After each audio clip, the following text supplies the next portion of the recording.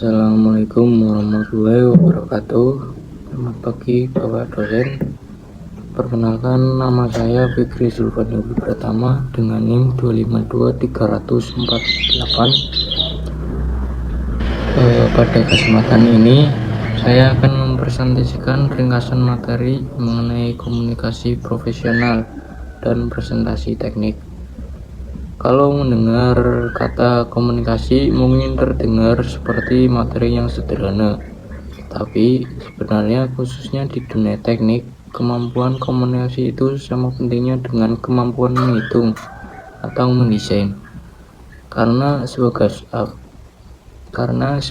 apapun hasil pekerjaan kita, kalau tidak bisa dijelaskan dengan baik, orang lain juga akan kesulitan memahaminya. Baik, langsung saja kita masuk ke materi yang pertama. Di sini ada 5 pembahasan utama yang akan kita bahas. Yang pertama, kenapa komunikasi profesional itu penting. 2, komunikasi verbal dan non-verbal. Ketiga, active listening atau mendengar secara aktif. Keempat, bagaimana struktur presentasi proyek teknik yang baik. Dan yang terakhir ada studi kasus sekaligus hambatan komunikasi yang sering terjadi.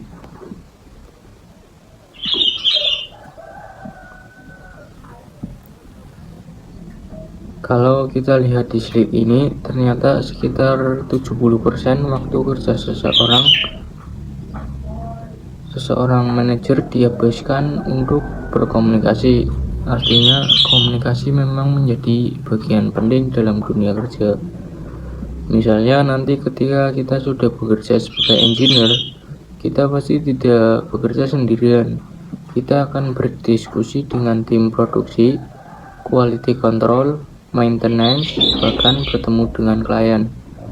Nah, kalau komunikasi kita kurang jelas, dampaknya bisa cukup besar.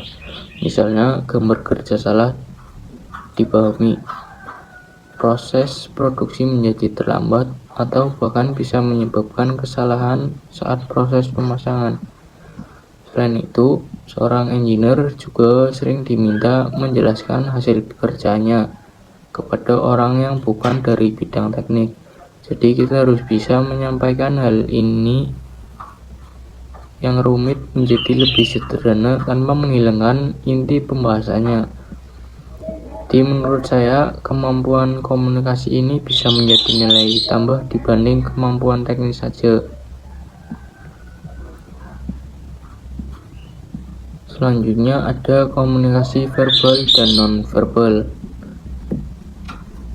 Komunikasi verbal adalah komunikasi menggunakan kata-kata.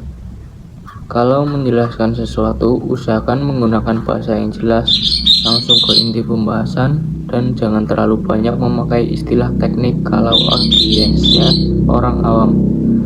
Contohnya, daripada langsung menjelaskan rumus atau teori yang rumit, lebih baik jelaskan dulu dampaknya atau manfaatnya. Kemudian ada komunikasi nonverbal. Ini mencakup ekspresi wajah, intonasi suara, kontak mata, sampai posisi tubuh kita saat berbicara. Kadang orang lebih percaya dengan cara ini menyampaikan daripada isi ucapannya. Jadi kalau presentasi sambil melihat lantai atau suaranya terus pelan, audiens juga akan kurang yakin. Makanya komunikasi verbal dan non-verbal harus saling mendukung.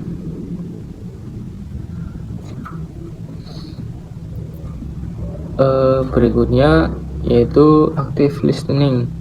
Kalau mendengar secara aktif, biasanya saat diskusi banyak orang sudah memikirkan jawaban sebelum lawan bicaranya selesai berbicara.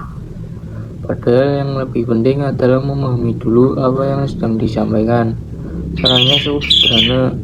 Pertama, fokus mendengarkan. Kedua, jangan langsung memotong pembicaraan. Kalau ada yang belum jelas, kita bisa bertanya kembali. Lalu kita bisa mengulangi inti pembicaraan dengan bahasa kita sendiri supaya tidak terjadi salah paham.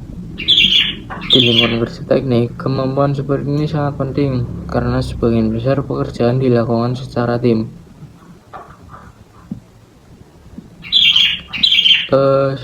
Di slide ini dijelaskan struktur presentasi yang baik.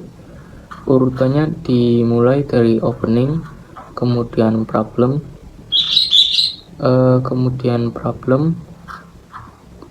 ada method, result, lalu ada closing. Opening digunakan untuk menarik perhatian audiens. Misalnya dimulai dengan fakta atau masalah yang sedang terjadi, lalu dijelaskan masalah yang dihadapi. Setelah itu baru dijelaskan metode atau solusi yang digunakan. Kemudian ditampilkan hasilnya beserta manfaat yang diperoleh. Terakhir ditutup dengan kesimpulan dan rekomendasi. Selain itu, slide juga jangan terlalu penuh tulisan. Lebih baik gunakan gambar, grafik, atau diagram supaya audiens lebih mudah memahami isi presentasi dan tidak bosan.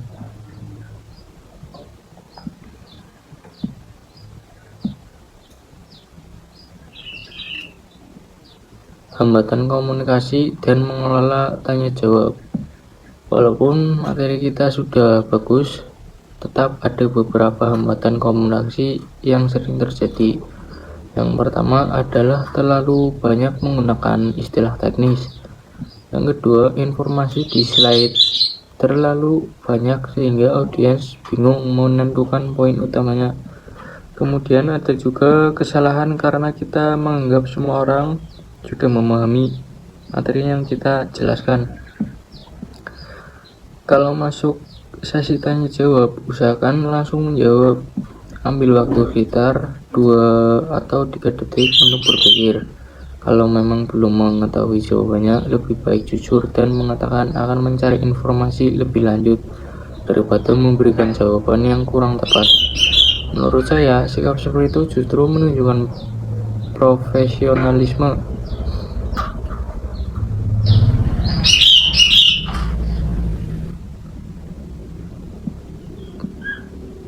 Di slide ini ada contoh presentasi proyek mengenal optimasi sistem perpipaan. Kesalahan yang sering dilakukan adalah langsung menjelaskan persamaan atau rumus sejak awal presentasi. Kalau audiensnya dari bagian manajemen, biasanya mereka langsung kehilangan fokus karena tidak memahami istilah teknis tersebut. Pendekatan yang lebih efektif adalah menjelaskan manfaat terlebih dahulu.